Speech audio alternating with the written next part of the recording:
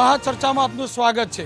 મહાચર્ચા નારાજગી કે દ્રોહ, જે આ દ્રશ્યમાં આપ જોઈ શકો છો, જે ફ્રેમ જોઈ શકો છો, એ તમામ નેતાઓ છે જે ધારાસભ્ય પદ તરીકેથી રાજીનામું આપી અથવા તો ભારતીય જનતા પક્ષમાં જોડાયા છે અથવા તો રાજીનામું આપ્યા બાદ રાહ જોઈ રહ્યા છે। આજે આ ચર્ચા એટલા માટે, આશાબેન પટેલ મહેસાણાનો પાટીદાર ચહેરો, ઉત્તર ગુજરાતના પાટીદાર અનામત આંદોલનનો ચહેરો, તેઓએ આજે રાજીનામું આપ્યું છે અને લોકસભાની ચૂંટણી પહેલાં ગુજરાત પ્રદેશ કોંગ્રેસમાં મોટો ભડકો થયો છે। જી હા, મોટો ભડકો થયો છે કારણ કે ઊંઝાના ધારાસભ્ય આશાબેન પટેલે રાજીનામું આપ્યું છે। આશાબેન પટેલે રાજીનામાના પત્રની અંદર રાહુલ ગાંધી સહિત રાષ્ટ્રીય અને પ્રદેશના નેતાઓ પર પણ આરોપ લગાવ્યા છે। સૌથી મોટા સમાચાર, આશાબેન પટેલે રાજીનામું આપ્યું છે। આશાબેન પટેલે કેમ રાજીનામું આપ્યું, શું કારણ હતા, તે અલગ ચર્ચા હોઈ શકે, પરંતુ ચર્ચા એ પણ હોવી જોઈએ કે શું આશાબેને અથવા તો રાજીનામું આપવાવાળા તમામ નેતાઓએ જનતા સાથે દ્રોહ કર્યો છે કે નહીં, અને તે માટે જ આપણી જોડે મોટી પેનલ પણ અહીંયા જોવા મળશે। ભારતીય જનતા પક્ષના નેતાઓ છે, સાથે કોંગ્રેસના નેતાઓ પણ છે, પાટીદાર અગ્રણી કે જેઓ અનામત આંદોલનમાં આશાબેનને સાથે રાખીને ચાલતા હતા તે પણ છે, કારણ કે આશાબેન પટેલ પાટીદાર અનામત આંદોલન બાદ ધારાસભ્ય બન્યા હતા। સાથે જ એક ધારાસભ્ય જોડાશે પાટણથી, કિરીટભાઈ પટેલ, જેઓ કોંગ્રેસના ધારાસભ્ય પણ છે, વરુણ પટેલ પણ જોડાશે।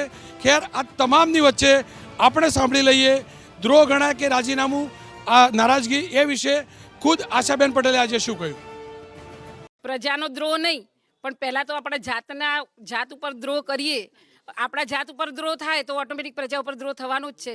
આપણા જાતને જ મૂંઝવણ અનુભવતા હોઈએ તો એમાંથી મુક્ત થઈ જવું જોઈએ, એટલે મેં મારી જાતને મુક્ત કરી છે। ખેર, બેનને નારાજગી દેખાઈ રહી છે, દ્રોહ નથી દેખાઈ રહ્યો। ક્વિક રિએક્શન લઈ લઈશ। હર્ષ, દ્રોહ કે નારાજગી? સર્વપ્રથમ તો જે પ્રકારે કોંગ્રેસમાં છેલ્લા ઘણા મહિનાઓથી આંતરિક લડાઈ, એટલે કે સૌથી મોટું કે ગુજરાતમાં એ લોકો પાસે નેતૃત્વ જ નહોતું, કારણ કે વર્ચસ્વની લડાઈ ખૂબ મોટા પાયે કોંગ્રેસમાં ચાલી રહી છે। આશાબેન તો હું માનું છું ત્યાર તક ખાલી એક જ ધારાસભ્ય હજી તક બહાર આવ્યા છે, રાજીનામું આપ્યું છે, પરંતુ જે રીતે મારા કોંગ્રેસના અનેક ધારાસભ્યો મિત્રો જોડે અમે જ્યારે લોબીમાં વાત થતી હોય, એ લોકોની અંદરની મનની મૂંઝવણ જે પ્રકારની દેખાઈ રહી છે, એ પ્રકારે મને એવું લાગી રહ્યું છે કે આવનારા દિવસોમાં કોંગ્રેસ પાસે નામના જ ધારાસભ્યો રહી જશે, કારણ કે ક્યાંક ને ક્યાંક એ લોકોને દબાવવામાં આવે છે। નારાજગી કે દ્રોહ? 100% નારાજગી, માત્ર આશાબેનની જ નહીં, હું તો એમ માનું છું ગુજરાતની પ્રજા જોડે જોડે કોંગ્રેસના અનેક ધારાસભ્યોની નારાજગી આ પ્રકારની સેમ દેખાઈ રહી છે। મનીષભાઈ, નારાજગી કે દ્રોહ? નિશ્ચિતપણે 2017ની વિધાનસભાની ચૂંટણીમાં કોંગ્રેસના પંજા પર નિશાન પર ચૂંટાણા, ઊંઝાની જનતાએ એમની ઉપર વિશ્વાસ મૂક્યો, કોંગ્રેસના પંજાના નિશાન ઉપર એમને વિશ્વાસ મૂક્યો, ત્યારે તેમને નિશ્ચિતપણે પક્ષનો પણ દ્રોહ કર્યો, કારણ કે પક્ષે એમને 2 વખત ટિકિટ આપી, 2012 ને 2017, અને ત્યારબાદ એમને ટિકિટ પછી ચૂંટાણા ત્યારે તેની પ્રજાએ વિશ્વાસ મૂક્યો હતો, એમને જનપ્રતિનિધિ તરીકે સરકારની સામે ચૂંટાતા, એટલે નિશ્ચિતપણે અહીંયાની જનતાએ મન બનાવી લીધેલું, એટલે આ પક્ષદ્રોહ છે અને પ્રજાદ્રોહ છે। આપ શું માનો છો, દ્રોહ કે નારાજગી? કોંગ્રેસની આર્થિક પરિસ્થિતિ સામે તેમના અંતર્મનનો પ્રતિઘોષ એટલે આજે આશાબેનનું રાજીનામું। આપ શું માનો છો, જનકભાઈને જનતા જોડેનો દ્રોહ કહેવાય કે નારાજગી? કોંગ્રેસ પાર્ટીમાં અત્યારે એક પરેશ ધાનાણી સિવાય તમે કોઈ પણને પૂછો તો કંઈ ને કંઈ એ લોકો નારાજગી વ્યક્ત કરે જ છે। આ સ્થિતિને હું દ્રોહ અને સમજૂતી બંને સાથે લઉં છું કે આમાં પાર્ટીનો દ્રોહ છે અને ભાજપ સાથેની સમજૂતી, એવા સમજૂતી વિના આ પગલું ભરાતું નથી, મારા અત્યાર સુધીના અનુભવ એવું કહે છે। બીજી વાત એ છે કે ઊંઝામાં નારાયણ લલ્લુ 1995થી ચૂંટાઈ આવતા હતા, પહેલી વખત કોંગ્રેસને આ સીટ મળી છે, તો પાર્ટીએ એ ધારાસભ્યને થોડું વધારે મહત્ત્વ આપવું જોઈએ, એ જે અપાયું નથી। આવી નારાજગી દરેક મોટેભાગે ધારાસભ્યોમાં ઘણી બધી જોવા સાંભળવા મળે છે, પણ પાર્ટીએ એના માટે ગંભીરતાથી પગલાં લેવા જોઈએ। આપ શું માનો છો, આને દ્રોહ કહેવાય કે નારાજગી? નારાજગી એટલી બધી વધી પડી કે દ્રોહ કરવો પડ્યો, પણ મને લાગે છે નારાજગીને કારણે તમે પક્ષનો દ્રોહ કરો એ તમારો મામલો છે, તમે પ્રજાનો દ્રોહ ન કરી શકો। જ્યારે પ્રજાએ તમને જીત્યા હતા ત્યારે તમારી વિચારસરણી શું છે, તમારું ચિહ્ન શું છે, એ વિચારીને તમને જીતાડ્યા હતા, એટલે પ્રજાનો તો 100% દોષ છે। પક્ષ માટે એવું કહેવાય કે નારાજગી એટલી બધી વધી કે દ્રોહ કરવો પડ્યો। બિલકુલ। આપ શું માનો છો દિનેશભાઈ, આપના તો જૂના સાથી રહી ચૂક્યા છે, કદાચ જે અનામત આંદોલનમાં તમે હતા એ જ અનામત આંદોલનને જય સરદારનો નારો બુલંદ કરતા હતા, શું પાટીદારો સાથે બેને દ્રોહ કર્યો? જી બિલકુલ, પાટીદાર સમાજની 25 વર્ષથી જે સીટ ભારતીય જનતા પાર્ટી હતી, તે પાટીદાર સમાજના આંદોલનના એપી સેન્ટરના લીધે પ્રથમવાર કોંગ્રેસને જ્યારે મત દેવામાં આવ્યા, અને આજે આશાબેને જે પાટીદાર સમાજની આશા પરથી જે પાણી ફેર્યું છે, એને દ્રોહ કરતાં પણ વધારે પરિસ્થિતિ ખરાબ કહેવાય. કારણ કે સમાજની એવા કોઈ પ્રશ્નોની એ લડત લઈને નથી નીકળ્યા અને જે વર્ષો ચૂંટણી લડવાની હારી ગયા હતા એને પ્રથમ વખત ઊંઝા પાટીદાર સમાજે અને તમામ સમાજોએ કોંગ્રેસના સીટો પરથી લડાવ્યા હતા. એટલે એના માટે આ સમાજ માટે અને તમામ મતદારો સાથે દ્રોહ છે. ક્યારે દ્રોહ ગણાય કે નહીં? વરુણભાઈ આપણી સાથે જોડાયા છે. વરુણભાઈ પણ દિનેશભાઈના સાથી હતા. વરુણભાઈ, તમારા સાથીએ દ્રોહ કર્યો, આપ ભારતીય જનતા પક્ષમાં જોડાયા, એને સ્વાભાવિક રીતે દ્રોહ ન કરી શકાય કહી શકાય, કારણ કે આપ ચૂંટાયેલા પ્રતિનિધિ નહોતા, પરંતુ આ બેન તો ચૂંટાયેલા પ્રતિનિધિ હતા. કોંગ્રેસ છોડ્યું, શું દ્રોહ કે પછી નારાજગી?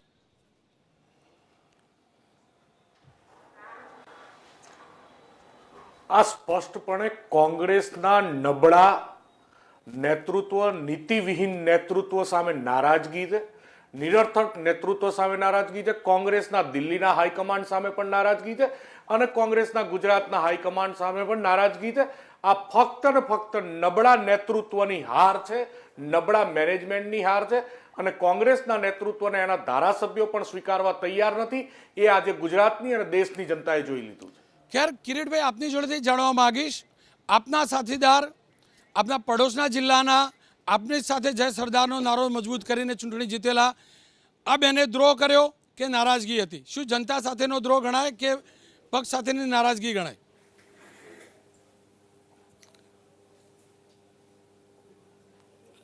આપણી બંને વાત સાથે હું સંમત છું. આશાબેનને નારાજગી હતી અને એ નારાજગી માટે એમને વારંવાર રજૂઆતો કરેલી હતી. ઘણીવાર પાર્ટીમાં એમનું આત્મસન્માન સચવાતું નહોતું, એટલે એમને આત્મસન્માન અને નારાજગીને લીધે જે રાજીનામું આપ્યું છે એ વાત સાચી છે, પરંતુ એમને રાજીનામું આપતા પહેલાં પાર્ટીને વિશ્વાસમાં લેવા જોઈતી હતી. જે પણ સંગઠનના અમારા હોદ્દેદારો છે, એમના ટેકેદારો છે, એમને જો વિશ્વાસમાં લઈ પાર્ટી અથવા હાઈકમાન્ડને વિશ્વાસમાં લઈ અને રાજીનામું આપ્યું હોત તો એ યોગ્ય ગણાત. બિલકુલ. અને કેવી રીતે કોંગ્રેસ ઊંઘતી રહી? જી હા, કોંગ્રેસ ઊંઘતી રહી. કોંગ્રેસના એક પણ નેતા નહોતા જાણતા કે બેન રાજીનામું આપશે. બેન આજે અધ્યક્ષના કાર્યાલય ઉપર ગયા. એક કાર્ટૂનની નજરથી આપણે જોઈ શકીએ છીએ કેવી રીતે કોંગ્રેસના બે નેતાઓ સૂઈ રહ્યા હતા. કોંગ્રેસના કેટલાક નેતાઓ પીટ કરીને ઊભા રહ્યા હતા અને બેન કમલમની રાહ જોશે કે નહીં તે તો નક્કી નથી, પરંતુ ઊંઘતા નજર આવી રહ્યા છે. કદાચ કાર્ટૂનિસ્ટે પ્રયાસ કર્યો છે, એક અમિતભાઈ ચાવડા બતાવવાનો પ્રયાસ કર્યો છે. અમિતભાઈ જેવો થોડો ઘણો ચહેરો પણ નજર આવી રહ્યો છે, તો બીજા શાંતિથી નેતા વિપક્ષ હોવાના નામે સરકારી આવાસમાં ઊંઘતા પરેશભાઈ દેખાઈ રહ્યા છે. અને મારા સ્ટુડિયોની અંદર જે મનીષભાઈ જેવા લોકો છે જેઓ જાગતા હતા, પરંતુ તેઓ કેમ કે મોટા નેતાઓ ઊંઘતા હતા ત્યારે તેઓની નજર નહોતી. આ કાર્ટૂનની અંદર સ્પષ્ટ દેખાઈ રહ્યું છે. તો કમલમનો દરવાજો ત્યાં ખુલ્લો નથી દેખાયો, પરંતુ એ પણ આગળ જાણીશું કે કમલમનો દરવાજો ક્યારે ખુલશે. પણ મનીષભાઈની પ્રતિક્રિયા લઈશ. મનીષભાઈ, તમારા જેવા કાર્યકર્તાઓ જાગતા રહ્યા, નેતાઓ ઊંઘતા રહ્યા. સૌથી અગત્યનું, તમે વ્યંગ કરવાનો તમારો અધિકાર છે ને તમે વ્યંગથી દેખાડ્યું, તેમાં હું એને બીજી દ્રષ્ટિએ નથી. ઊંઘતા નહોતા, નેતાઓ ઊંઘતા નહોતા. કિરીટભાઈએ કહ્યું, પાર્ટીના ધારાસભ્યએ કહ્યું. પાર્ટીના ધારાસભ્ય એમનો પોતાનો મત હોઈ શકે, પણ પાર્ટીના મુખ્ય પ્રવક્તા તરીકે તમને હકીકતલક્ષી કહું કે જે રીતે એપીએમસીની ઊંઝાની ચૂંટણી, એપીએમસી એ સૌથી મોટું ટર્નઓવર કરતું એશિયાનું મોટામાં મોટી ગંજ બજાર અને મોટામાં મોટી આપણી બજાર છે, એગ્રીકલ્ચર પ્રોડ્યુસ માર્કેટ. અને એપીએમસીની ચૂંટણીની અંદર ભારતીય જનતા પાર્ટીની બે મોટી લડાઈ ચાલી રહી હતી. એમાંના એક પક્ષ સાથે જે પોતે અત્યારે જે મોટા બિલ્ડર છે ડીએ પટેલ અને એમના જૂથને નારાયણભાઈના જૂથ સાથેની મોટી લડાઈ ચાલી રહી છે. નારાયણભાઈ આ બાબતે ક્યાંય સુધી એમની લડાઈ, અને આ લડાઈના ભાગરૂપે જ્યારે એની સાથે હતી ત્યારે તેમને આશાબેને આખી વ્યવસ્થાની દ્રષ્ટિએ જ્યારે ત્યારે અમારી આગળ આ બાબત આવી હતી. પણ તમને હું હજી પણ એબીપી અસ્મિતાના માધ્યમથી કહું છું કે વ્યક્તિએ પોતે પંજાના નિશાન ઉપર ચૂંટાયા પછી પક્ષનો દ્રોહ કર્યો અને પ્રજાનો દ્રોહ કર્યો. ગઈકાલે ઉત્તર ગુજરાતની અમારી બેઠકની અંદર પક્ષના ધારાસભ્ય આશાબેન પોતે ઉત્તર ગુજરાતનું પ્રતિનિધિત્વ કરે છે, ઊંઝાનું કરતા હતા. એટલા માટે કે તેઓ ગઈકાલની બેઠક, એટલે જ હું બોલ્યો ગઈકાલની બેઠકમાં, ગઈકાલે એમને રાજીનામું નહોતું, એટલે ગઈકાલની બેઠકમાં એ ધારાસભ્ય તરીકે કોંગ્રેસ પક્ષના ધારાસભ્ય રાજીવ ગાંધી ભવન ખાતે આવ્યા હતા અને એમને ખુદે એ પોતાની બાબતનું, એટલે હું નિશ્ચિતપણે માનું છું કે એમને મનથી કોઈ પણ પ્રકારની લોભ લાલચ હશે. સરકારને તો અત્યારે શું બજેટ ગઈકાલે જ હજી જાહેર થયું છે. એક મિનિટ નહીં રોકીશ. કિરીટભાઈ, મનીષભાઈનું કહેવું છે કંઈ લાલચ હશે. આપ એબીપી અસ્મિતા ઉપર કહી ચૂક્યા હતા કે લાલચ નહોતી. હકીકત શું?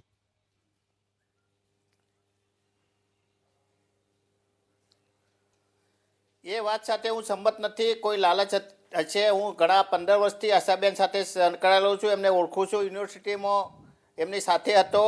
આશાબેન કોઈ લાલચમાં આવી અથવા કોઈ દબાણમાં આવી કે કોઈ દબાવમાં આવી રાજીનામું આપે એ વાત સાથે હું સંમત નથી. પરંતુ મારી એમની જાતે જે પ્રમાણે વાત થઈ એ વાત સાથે હું સંમત છું કે એ પક્ષમાં નારાજ હતા. બીજી જે વાત કરી એમને કે પાટણ માર્કેટયાર્ડની વાત એ વાત કદાચ પણ એ વાત સાચી હોઈ શકે, એટલા માટે કે ઘણીવાર પક્ષના જે ધારાસભ્યો હોય એની સાથે વફાદારીથી જે કાર્યકરો રહ્યા હોય એને કોઈ ને કોઈ રીતે લાભ થાય એ ધારાસભ્યની ફરજ છે. અને એને મદદ કરવા માટે એ ભવિષ્યની અંદર એમને મદદ કરવા માટે કોઈ કામ કરે અથવા એને ટેકો આપે એ લાલચ ના કહેવાય, એ મદદ કરી કહેવાય. બિલકુલ. પણ આ તમામની વચ્ચે આજે નીતિન પટેલે પ્રેસ કોન્ફરન્સ કરી અને એ દ્રશ્યો કદાચ હું બતાવી નહીં શક્યું કારણ કે પ્રેસ કોન્ફરન્સ શરૂ થઈ તે પહેલાંના હતા. નીતિનભાઈના ચહેરા ઉપર જબરજસ્ત મુસ્કાન જોવા મળતી હતી. એવી જ રીતે કોળી સમાજના કાર્યક્રમની અંદર વિજયભાઈની પ્રતિક્રિયા આવી, તે પણ મહત્વની હતી. આવો સાંભળી લઈએ નીતિનભાઈએ શું કહ્યું, ત્યારબાદ સાંભળીશું વિજયભાઈએ શું કહ્યું. ફરી એકવાર પૂછીશ કે જનતા જે રીતે 5 વર્ષ ચૂંટતી હોય છે, આ રીતના ધારાસભ્યોનું રાજીનામું આપવું આપની નજરે દ્રોહ ગણાય કે ના ગણાય? મેં જે તમને કહ્યું એ પ્રમાણે પરિસ્થિતિ, વાતાવરણ, માહોલ અને કેવી પરિસ્થિતિમાં કોઈ વ્યક્તિ આવો નિર્ણય કરે છે એના અનુસંધાનમાં આ બધી બાબતો વિચારવી જોઈએ. અને જેણે આવું કર્યું છે એ પોતે જ આનો તટસ્થતાથી ન્યાયપૂર્વક જવાબ આપી શકે. કોઈના વતી હું જવાબ આપું એ વ્યાજબી નથી. આશાબેનનું જે નિવેદન સ્પષ્ટ છે કે હું નેતાઓને મળીને થાકી, કોઈ ધ્યાન નથી આપતું, કંટાળીને મેં રાજીનામું આપ્યું છે. હવે આ કોંગ્રેસનો આંતરિક આખો મામલો છે, એ બાબતમાં ટીકા ટિપ્પણી મારે કંઈ કરવી એ વ્યાજબી નથી. એટલે એ પણ મેં પણ આ ઘણા વખતથી ચાલી રહ્યું છે. આજે દેશમાં અને ગુજરાતમાં નેતાગીરીની સામેનો રોષ આ દેખાઈ આવે છે. ખેર, મુખ્યમંત્રીનું સ્પષ્ટ કહેવું છે નેતાગીરી સામેનો રોષ નજર આવી રહ્યો છે. માનનીય વિજયભાઈ, નીતિનભાઈ જ્યારે શપથવિધિના સમાન પહેલાં જે કર્યું હતું એ શું રોષ હતો કે એમની ગોઠવણ હતી કે એમની મજબૂરી હતી? એ પણ ગુજરાતની જનતાએ જોઈને એબીપી અસ્મિતાએ દેખાયું છે. વિજયભાઈ તો જવાબ નહીં આપે. હર્ષભાઈ, હમણાંની આ તો બહુ જૂની વાત કરી. થોડાક દિવસ નહીં, વાઇબ્રન્ટની વાત કરું ને. વાઇબ્રન્ટના દિવસે આપણે જોયેલું નીતિનભાઈ દૂર દૂર રહેતા હતા. હું પટેલનો દીકરો છું, જાણું છું કે એક પટેલનો દીકરો કેવી રીતે રિસાયેલો હોય એવા નજર આવતા હતા. જો વિજયભાઈ કહેતા હોય કે આ નારાજગી આવી રીતે દૂર થવું, તો નીતિનભાઈની તો નારાજગી જ ગણાય ને. સર્વપ્રથમ તો અમારા ઘરની વાત હોય એ અમે ઘરની અંદર જાણે કે શપથ પહેલાંની વાત કરી.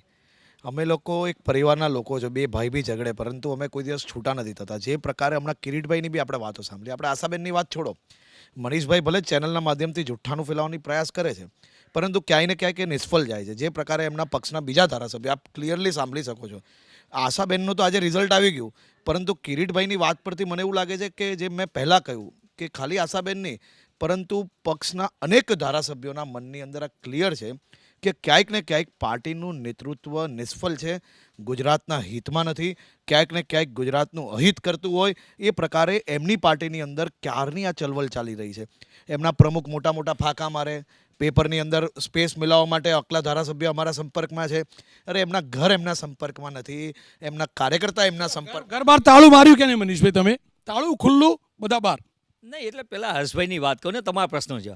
હર્ષભાઈ એવું કીધું કે પક્ષની, કોંગ્રેસની, યોગેશ પટેલ અને ભારતીય જનતા પાર્ટીના મધુ શ્રીવાસ્તવથી માંડીને ઇનામદાર, એ લોકોએ સર્કિટ હાઉસમાં મિટિંગ કરીને પ્રજાના કામ નથી થતા અને એનેક્સીમાં મળી લીધા પછી સચિવાલયમાં મળી લે અને 15મા દિવસે એમના કામ થઈ જાય, તો એ ક્યાં કામ હતા? એક વ્યવસ્થિત કામ હતું. અને બીજી વાત, જો અમારા પક્ષની અંદરની અમારી આગળ કોઈ ભ્રષ્ટાચારનું એવી કોઈ ફેવિકોલ નથી કે આ પકડીને બધાને પકડી રાખે. હું નિશ્ચિતપણે એબીપી અસ્મિતાના માધ્યમથી કહું છું, પ્રજાને પંજાના નિશાન ઉપર અપાયેલા ચૂંટાયેલા પ્રતિનિધિઓ એ પણ ધ્યાન રાખવાનું છે કે હજારો કાર્યકર્તાઓ મહેનત કરે છે ત્યારે એક ધારાસભ્ય બનતો હોય છે. તમે ધારાસભ્ય બન્યા પછી તમે પક્ષના કાર્યકરોને પણ વિશ્વાસમાં નથી લીધા અને તમારી કોઈક બાબતને લીધે તમે જે રીતે દોડી ગયા છો એ જ દેખાડે છે કે તમારી કોઈક લોભ અને લાલચ છે. મનીષભાઈ, આપના એક ધારાસભ્ય આ જ વાત સાંભળી રહ્યા છે. કિરીટભાઈ, તમે પણ સાંભળતા હશો. ખેર, જે રીતે એમને સવાલ ઉઠાવ્યો, તમારા જ વડોદરાના ધારાસભ્યો જે પ્રકારે વાત કરતા હોય, તો શું એ પણ તો નારાજગી કહેવાય? જે ભારતીય જનતા પાર્ટીના ધારાસભ્યોએ જ્યારે એમના પ્રશ્નોની વાત કરી છે ત્યારે સ્થાનિક પ્રશ્નો રહીશોના કયા છે તે માટેની રજૂઆત માટેની એક આખી માધ્યમ સાથેની ચર્ચા છે. કોઈ ધારાસભ્યએ ભારતીય જનતા પાર્ટીને છોડવી પડી હોય, એની નેતાગીરી સામે નારાજગી હોય, તેમની પોતાની વાતનું કોઈ પ્રતિનિધિત્વ ન મળતું હોય તે પ્રમાણેની ફરિયાદ નથી. એટલે દીવા સ્વપ્નમાં રાચવું મનીષભાઈ પોતે આત્મશ્લાઘામાં રહી શકે, પરંતુ હમણાં તમે જે બેકડ્રોપ બતાવ્યું તેમાં જો આટલા મોટા દિગ્ગજ નેતાઓ ખાલી ગુજરાતમાં કોંગ્રેસને છોડીને સમયાંતરે જતા હોય અને આ જ પરિસ્થિતિ રાષ્ટ્રીય સ્તરે રહી છે. રાષ્ટ્રીય નેતૃત્વમાં ક્યાંક કંઈક એવી દૂરંદેશીનો અભાવ છે કે છેક 1999થી મમતા બેનર્જીથી માંડીને પી ચિદમ્બરમથી માંડીને પીએ સંગમાથી માંડીને શરદ પવાર જેવા લોકો જો કોંગ્રેસને છોડીને જતા હોય તો ક્યાંક ને ક્યાંક આ નહેરુ ગાંધી પરિવારનો પરિવારવાદ દરેકના અંતર્મનમાં ખૂંચે છે. અને એ જ રાહુલ ગાંધી જેવું નેતૃત્વ 3 વખત મળ્યા પછી પણ આશાબેનને સાંભળતું નથી એવું આશાબેન પોતાના પત્રમાં. અને આશાબેન જ કેમ, એક આખી વોલ બતાવવાનો પ્રયાસ કરીશ. આ તમામ ચહેરાઓ આપ જોઈ શકો છો. તમામ ચહેરાઓ છેલ્લા 3-4 વર્ષની અંદર કોંગ્રેસ છોડી મોટાભાગના લોકોના ખભા ઉપર ખેસ પણ જોવા મળે છે ભારતીય જનતા પક્ષનું. કુંવરજીભાઈ હમણાં જ રાજીનામું આપ્યું, 6 મહિનામાં ધારાસભ્ય બન્યા. બાજુમાં પૂનમબેન જોઈ શકીએ છીએ, પૂનમબેન સાંસદ બન્યા. વિઠ્ઠલભાઈ સાંસદ હતા, રાજીનામું આપ્યું, ફરીથી સાંસદ બન્યા. બાજુમાં જ આપણે જોઈ શકીએ છીએ પાટીદાર નેતા, જામનગરના નેતા, જો કે ધારાસભ્ય ન બની શક્યા. આખી એક વોલ છે. દેવસિંહ સાંસદ બની ગયા. સૌથી મોટો સવાલ એ છે, અને અમારો સવાલ પણ એ છે, અમે નથી કહેવા માંગતા કે ભાજપ તૂટશે, કોંગ્રેસ તૂટશે, કોણ તૂટશે, કોણ જીતશે, તે પક્ષની વાત હોઈ શકે. સવાલ સૌથી મોટો એ છે કે શું આ પ્રકારની પાટલી બદલવી, પક્ષ છોડવો જનતા સાથેનો દ્રોહ ગણાય કે નહીં? આપણે ગ્રાફિક્સમાં પણ જોઈશું, સાથે સાથે ચર્ચા પણ કરીશું. કેટલા લોકોએ છોડ્યું, તેમની સ્થિતિ શું? આપ શું માનો છો? આ પ્રકારની સ્થિતિ દ્રોહ ગણાય કે નહીં? કારણ કે આ પ્રકારની સ્થિતિનું નિર્માણ પહેલાં પણ થયું, હજુ પણ થતું રહેશે. આ સોદાબાજી છે ને એનો દ્રોહ હું ગણું છું. એટલા માટે કે 2012થી આ રોગ લાગુ પડ્યો છે, 2011થી, અને એ હવે વકરતો જાય છે. હજુ હું મનીષભાઈને કહું, જાગતા રહેજો. હજી તમારે સૌરાષ્ટ્ર, કચ્છ, ઉત્તર ગુજરાત, દક્ષિણ ગુજરાતમાંથી ઘણા તૈયાર જ છે. ભાજપની વાટાઘાટો ચાલે જ છે. ગમે ત્યારે ઓપરેશનો થવાના જ છે. આ ચૂંટણી વખતે થાય છે. વોલ ઓછી તો નહીં પડી જાય. આ વોલ છે એ એનું સાબિત છે કે બધા આમાં જે છે બધાએ સારા હોદ્દા ભોગવ્યા છે, અને છતાં પણ એને છોડ્યું છે. એ માત્ર ગોઠવણોને કારણે છોડ્યું છે, નહીં કે નારાજગી તો છૂટા પડે એટલે નારાજગી જાહેર કરે છે. જ્યાં સુધી પાર્ટીમાં હોય ત્યાં સુધી કોઈ નથી કહેતા કે મને આટલી મને તકલીફ છે, પણ એકવાર પાર્ટી છોડી હોય ત્યારે આ બધા મુદ્દાઓ જાહેર કરતા હોય છે. આ સોદાબાજીની આ રમત છે, અને ચૂંટણી વખતે જ શરૂ થાય છે. આપની જોડે આવીશ. આપ શું માનો છો? આ પ્રકારની રાજરમત કેટલી યોગ્ય, લોકશાહી માટે કેટલી યોગ્ય? લોકશાહી માટે તો બિલકુલ હિતમાં નથી. પણ આમાં એક 2 વસ્તુ વિચારવા જેવી છે. પ્રજાનો જે પ્રતિનિધિ છે, લોકશાહીમાં જે સૌથી અગત્યનો પ્રતિનિધિ ગણાય છે, હું માનું છું એની લોકશાહી સૌથી વધારે હોય. આજે પ્રોબ્લેમ એ થયો છે કે ધારાસભ્ય હોય કે સંસદ સભ્ય હોય, એ મોવડી મંડળનો ગુલામ બની ગયો છે. એ પ્રકારની એક સ્થિતિ છે. આ સ્થિતિ પણ ન હોવી જોઈએ. કોઈ પ્રતિનિધિને એક જગ્યાએથી બીજી જગ્યાએ જવું હોય તો એને છૂટ પણ હોવી જોઈએ, કારણ કે પોતે મુક્ત હોવો જોઈએ. પણ એનો મતલબ એ નથી કે તમે એક ચિહ્ન ઉપર જીતો અને પછી જતા રહો તમારા પોતાના અંગત સ્વાર્થ ખાતર. એટલે આપણે જે પક્ષાંતર ધારાની હંમેશા વાત કરતા હોય છે, મને લાગે છે એ બદલવો પડશે. 33% વાળો નિયમ કે બીજા જે નિયમો લાવ્યા છે એનો કોઈ ફાયદો થયો નથી. તમે આજે રાજીનામું આપી દો ને 6 મહિના પછી જીતી જાઓ, એ ન ચાલે. મને લાગે છે વચ્ચે એક બ્રેક પાડવા માટે એક ઇન્ડિવિડ્યુઅલ કોઈ રાજીનામું આપે તો કમસે કમ એક ચૂંટણી ના લડી શકે. આ પ્રકારના કોઈ કાયદાનું વિચારવું પડશે, નહીં તો બીજેપી અને ભાજપ અને પ્રાદેશિક પક્ષો બધા આ આવન જાવન અને આયારામ ગયારામના ફાયદા ઉઠાવતા રહેશે. દિનેશભાઈ, આવું જ ચાલશે, સ્થિતિ શું થશે? જો દરેક રાજકીય પક્ષો પોતપોતાના ઉપર જ્યારે આવે છે ત્યારે સ્વાગત કરે છે અને જાય છે ત્યારે એની પર આક્ષેપો કરે છે. ભારતીય જનતા પાર્ટી આજે એક ઝુંબેશ ઉપાડી હોય કે ભાઈ જે કોંગ્રેસનો કચરો હોય એ પોતાનામાં ઠાલવી રહ્યા હોય, લઈ રહ્યા હોય એવું મને લાગી રહ્યું છે. પણ સૌથી મોટી વાત એ છે કે દરેક રાજકીય પક્ષો બીજા પક્ષો પર આક્ષેપો કરીને પોતાની ઉપર જે પોતાના પક્ષોમાં જે શાસન અને વ્યવસ્થા થવી છે, સુશાસન, એ નથી થઈ રહ્યું, એટલે બીજા પર આક્ષેપો કરી રહ્યા છે. ખેર, દિનેશભાઈએ જે વાતને કહ્યું તે વાતને જ આગળ વધારું. શું Bharatiya Janata party welcome party બની ગઈ છે? જી હા, આવો સાંભળીએ જીતુભાઈને. જીતુભાઈએ શું કહ્યું? કારણ કે અમે જે કાર્ટૂન બતાવ્યું હતું તેમાં દરવાજો બંધ બતાવ્યો હતો, પરંતુ એ દરવાજો ખુલી ગયો છે. આવો સાંભળીએ જીતુભાઈ વાઘાણીએ શું કહ્યું આ પ્રકારના નેતાઓ માટે. ભાઈ, પહેલાં તો કોંગ્રેસ એવું કહી રહી છે કે અમારામાં કાંઈ તકલીફ નથી, બધું એક છે, કાંઈ તકલીફ નથી. ભાજપવાળા ભ્રમિત વાતો કરે છે. ભાજપના ધારાસભ્યો કોંગ્રેસના સંપર્કમાં છે. રાજ્ય જોઈ રહ્યું છે શું થઈ રહ્યું છે નારાજી એ કોંગ્રેસનો આંતરિક મામલો છે, પણ લોકહિતની વાત હોય ને એને પણ કામ કરવા ન દેતા હોય એવા ધારાસભ્યો કોઈ પણ આવવું હોય તો ભારતીય જનતા પાર્ટી એમને આવકારશે. બિલકુલ, ભારતીય જનતા પાર્ટી આવકારવા તૈયાર છે. મૂર્તિઓ જોઈએ, વરરાજાની જરૂર છે, દરવાજા ઉપર પહોંચવામાં આવશે. વરુણભાઈ, આપ ગયા વિધાનસભાની ચૂંટણી પહેલા, પણ જો આવી રીતે ધારાસભ્યોને પહોંચવામાં આવશે તો તમારા જેવા લોકો જે ગયા છે તેઓનો વારો ક્યારે આવશે?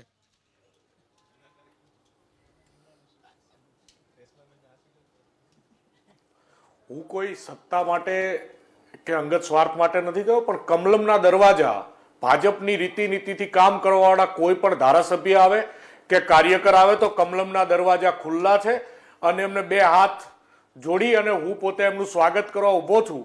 અને બીજા જે 5-6 મિત્રો હજુ જે નારાજ છે મારા કોંગ્રેસમાં, એ બધાને પણ ન્યાય મળે, યોગ્ય સ્થાન મળે અને એ પણ એમના નારાજગીના રસ્તાઓ આવનારા 10-15 દિવસમાં દેખાડશે. અને તમને રોજ નવા સમાચારો કોંગ્રેસ તરફથી મળવાના છે. અને કોંગ્રેસનું નેતૃત્વ ક્યાંય પણ સાર્થક નથી.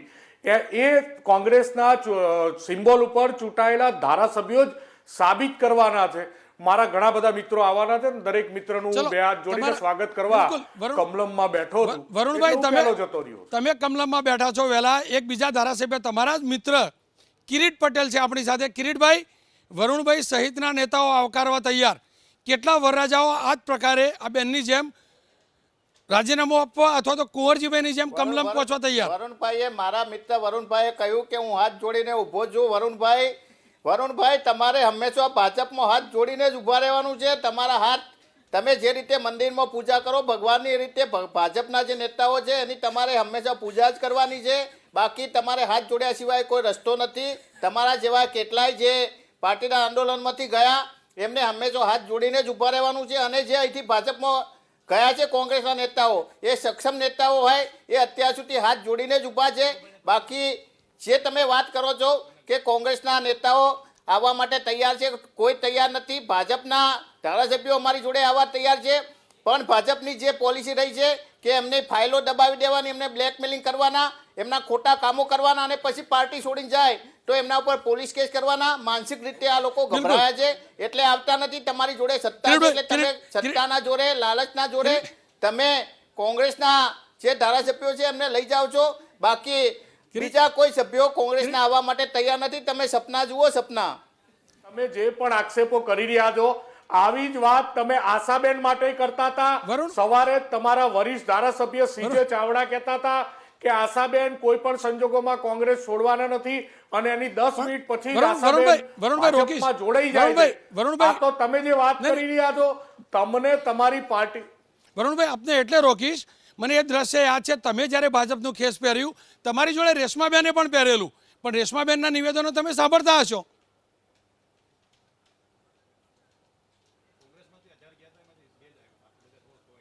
સો ટકા સાંભળું છું અને આવનારા દિવસોમાં એવું માનું છું. રેશમાબેન હજુ ભારતીય જનતા પાર્ટીમાં છે, રેશમાબેન ભારતીય જનતા પાર્ટીમાં છે અને રહેશે ને. આવનારા દિવસોમાં જો એમની કઈ નારાજગી હશે તો ભારતીય જનતા પાર્ટીનું જે નેતૃત્વ છે એમની નારાજગી પણ દૂર કરવાનો પ્રયત્ન કરશે. તમે નારાજગી દૂર કરવાની વાત કરશો, પણ સાચું કહું આખા નિવેદન સાંભળજો, કદાચ એવું લાગશે મનીષભાઈ કરતા વધુ કોંગ્રેસના પ્રવક્તા રેશમાબેન બની ગયા છે.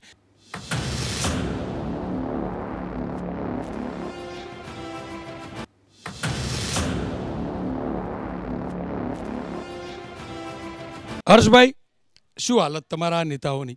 તમે લઈ ગયા, હજી 1 વર્ષ નહીં થયું. બેન આમનાબેન તો રિસાયા, તમારા બેન પણ રિસાયેલા નજર આવ્યા. ને સર્વપ્રથમ તો હું કિરીટભાઈની વાત કરવા માંગીશ. 8 ને 16 તક એમનો કંઈ રૂખ અલગ હતો ને 8 ને 21 રૂખ બદલાઈ ગયો છે. સારું કહેવાય, કારણ કે 8-16 તક એમના મનમાંથી ઝલકતી તમામ વાતો જે હતી એ કોંગ્રેસ વિરોધી દેખાતી હતી. પણ કાંઈક ને ક્યાંક મને એવું લાગે છે કે વચ્ચે કંઈ ફોન કોલ આવીને કંઈ સચવાઈ ગયું હોય એવું. કિરીટભાઈ કોઈ ફોન આવેલો હાઈકમાન્ડનો? 8 ને 16 તક આપણે પાછું રિપ્લે કરીએ તો એમના અંદરથી ઝલકાતી તમામ વાતો જે હતી એ તમામ વાતો કોંગ્રેસ વિરોધ દેખાતી હતી. પરંતુ 8-16 ને 8-21 વચ્ચે શું થયું, 8-16 ને 8-21 વચ્ચે શું થયું એ બી જાણવું બહુ જરૂરી છે. કિરીટભાઈ સારા મિત્ર છે. હકીકત છે અને હકીકત અમારા પદાધિકારીઓ અમારા હોદ્દેદારો છે એમને સાચી વાત જણાવવી પડે, અમારી નૈતિક ફરજ છે. બાકી અમે કોઈના ફોનથી હર્ષભાઈ ગભરાતા નથી. કોઈના અમે તમારી જેમ ભાજપમાં માત્ર દબાઈને રહેવાવાળા ધારાસભ્યો નથી. અમે લોકોની વચ્ચે રહેવાવાળા છીએ. તમારી જેમ જે ભાજપની માનસિકતા છે દબાવવાની, એવા અમારે કોઈ ફોન આવ્યા નથી. તમે ફોન આવ્યા છે, શું બોલવું એ ફોન સોભરી અને તમે મને લાગે છે કંઈ બેઠા લાગો છો. સર્વપ્રથમ તો કિરીટભાઈ, હું તમને પર્સનલી નથી લેવા માંગતો, પરંતુ 8 ને 16 તકની તમારી વાત તમારે બી સાંભળવી જોઈએ, કારણ કે ગુજરાતની બધી જ પ્રજાએ હમણાં એબીપી અસ્મિતાના માધ્યમથી તમને પહેલાનો રૂખ બી જોયો, પરંતુ આ 5 જ મિનિટમાં એવું તો શું થયું કે તમે આટલું બધું બદલાઈ ગયું. પરંતુ સારું કહેવાય, એમાં કંઈ વાંધો નથી. થોડા દિવસો હજી તમારે ચલાવવું જોઈએ. કિરીટભાઈ, તમારી નારાજગી બી છલકાતી દેખાઈ રહી છે. ક્યાંક ને ક્યાંક હું માનું છું કે તમે કોંગ્રેસના એક વફાદાર કાર્યકર્તા છો, એટલે ક્યાંક સહનશક્તિ રાખીને કેટલા દબાયેલા તમે છો હું બહુ સારી રીતે જાણું છું, અને મને બી પ્રજા બહુ સારી રીતે જાણે છે. અને ભારતીય જનતા પાર્ટીની અંદર એક પરંપરા છે, તમે જે વરુણભાઈને કહ્યું 2 હાથ જોડીને ઊભું રહેવું પડશે, પરંતુ ગુજરાતની એક પરંપરા છે કે આપણા ત્યાં આવેલા મહેમાનને કોઈને બી આપણે સ્વાગત 2 હાથ જોડીને કરતા હોઈએ છીએ. એ જ પ્રકારે અમે બી અમારા ત્યાં કોઈ બી વ્યક્તિ આવે તો એને કોઈ કપટ રાખીને નહીં, પરંતુ 2 હાથ જોડીને. અને હર્ષભાઈ, હું કિરીટભાઈ તમારી જોડે આવીશ, પરંતુ આ જવાબ મનીષભાઈ જોડેથી લઈ લઉં, કારણ કે કાર્યાલયમાં વરુણભાઈ બેસતા હશે, કિરીટભાઈ નથી બેસતા કોંગ્રેસ કાર્યાલયમાં, મનીષભાઈ વધુ બેસે. મનીષભાઈ, જે રીતે હર્ષે કહ્યું કે ભાઈ અમારા ત્યાં પરંપરા હાથ જોડીને બેસવાની, અહીંયા તો એવું લાગી રહ્યું છે કે રાજીવ ગાંધી ભવન ઉપર પથ્થર મારવાની પરંપરા શરૂ થઈ ગઈ. સૌથી પહેલાં તો હર્ષભાઈ 2 વાત કીધી. અમારી આ કપટ કે એવું કાંઈ નથી હોતું. હર્ષભાઈ, થોડાક ફ્લેશબેકમાં જઈને સંજયભાઈને યાદ કરો, કેશુબાપાને યાદ કરો, ઇવન અટલ બિહારી વાજપેયીજી સ્વર્ગસ્થ થઈ ગયા. હું બહુ સન્માન સાથે કહું છું, મેં નહીં કપટવાળી વાતની વાત કહું છું. કિતને મેં બીકી ધોતી એ સૂત્રોચ્ચાર કરનારા લોકોને દેશે જોયા છે. હું વચ્ચે નથી બોલ્યો. અને બીજી વાત, જે વાત કોંગ્રેસ માટે આટલા બધા ઉછીને એક આશાબેનથી ભારતીય જનતા પાર્ટીને લોકસભામાં જે અત્યારે સ્થિતિ નબળી થઈ છે, દેશની કહેવાતી વિશ્વની મોટી પાર્ટી મિસકોલવાળી, એ જે રીતે કોંગ્રેસમાંથી ઉછીના લઈને અત્યારે કરી રહી છે બધું સેટલમેન્ટ, એને મારે એટલું જ કહેવું 2012માં કેશુબાપાને એની યાદ શું થયું, મારો વાંક શું, ગુનો શું, એ ગુજરાત આખાએ જોઈ છે. કેશુબાપાનો શું વાંક, જે રીતે મનીષભાઈએ સવાલ ઉઠાવ્યો. મનીષભાઈ, આજે કોંગ્રેસની આ આંતરશ્લાઘામાં રાચીને જે આક્ષેપો કરી રહ્યા છે, જે વાજપેયીજીને, અરે મનીષભાઈ, અત્યારે મેં વચ્ચે નથી બોલ્યો. વાજપેયીજીને ભારત રત્ન આપનાર કોણ હતું? વાજપેયીજીના અવસાન પછી કદાચ સર્વોચ્ચ સન્માન જો કોઈ આપ્યું તો ભારતીય જનતા પાર્ટી આપ્યું છે. તેના પ્રધાનમંત્રી શ્રી નરેન્દ્રભાઈ વાજપેયીજીની અંતિમ યાત્રામાં કેશુબાપાને ગુજરાત રત્ન ખરું? આજે પણ કેશુબાપા અમારે માટે ખૂબ જ આદરણીય, અમારા વડીલ અને માર્ગદર્શક રહ્યા છે. સંજયભાઈનું નામ યાદ કરું. સંજયભાઈને પણ માટે ભારતીય જનતા પાર્ટીના સંગઠનના કાર્યકરો આજે પણ સમર્પિત છે. એટલે મનીષભાઈએ એમની બીજી બાબતનો આશરો લઈને કોંગ્રેસની આજે તેમની દુખતી રગ છે એ દબાવવાનો પ્રયત્ન કરે છે, પણ તેમાં તેઓ સફળ થવાના નથી. જ્યાં સુધી આશાબેનની વાત કરી ત્યાં સુધી રોનકભાઈ, મારે એક કહેવું છે, બહુ આને ગંભીરતાથી વિચારવા જેવો પ્રશ્ન છે. આશાબેન રાજીનામું આપે છે, કોંગ્રેસમાંથી પણ આપે છે ને ધારાસભ્ય તરીકે પણ આપે છે. પ્રજાની વચ્ચે જઈને ફરીથી એ ચુકાદો માંગવાના છે. તમારા પક્ષના તમે આપી દેશો સિમ્બોલ. રોનકભાઈ, હું જ્યારે વાત કરું છું ત્યારે જ્યારે એ ધારાસભ્ય તરીકે રાજીનામું આપે છે ત્યારે આપણે પ્રજાનો દ્રોહ કહીએ એ કેટલા અંશે વ્યાજબી ગણાય? મને નહીં, હું તટસ્થ મને કહો, તમે મત આપવા જાઓ તો 5, તમે ચોક્કસ મને ખાલી મને એટલાનો જો મને ઇન્ટરફિયર કરજો. હું તમને એક દાખલો આપું.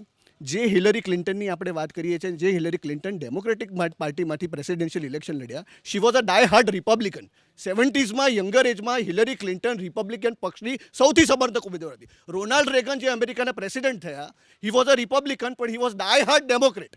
પણ જ્યારે વિચારસરણીમાં મતભેદ હોય, જે પાર્ટીમાં તમારી બાબતનું પ્રતિનિધિત્વ ન મળતું હોય, તમારી એ પાર્ટી તમારી વાત સાંભળતી ના હોય ને તમે તે પાર્ટીને છોડો, અને સાથે સાથે જે પદ પ્રજા પાસેથી મળ્યું છે એ ધારાસભ્ય તરીકે તમે રાજીનામું આપો, તો મારી દ્રષ્ટિએ એ બાબતને આપણે આવકાર્ય ગણવી જોઈએ. સાથે સાથે કોંગ્રેસે આંતરિક આપને રોકીશ, હું આપને એટલે રોકીશ નહીં, આપને એટલે રોકીશ.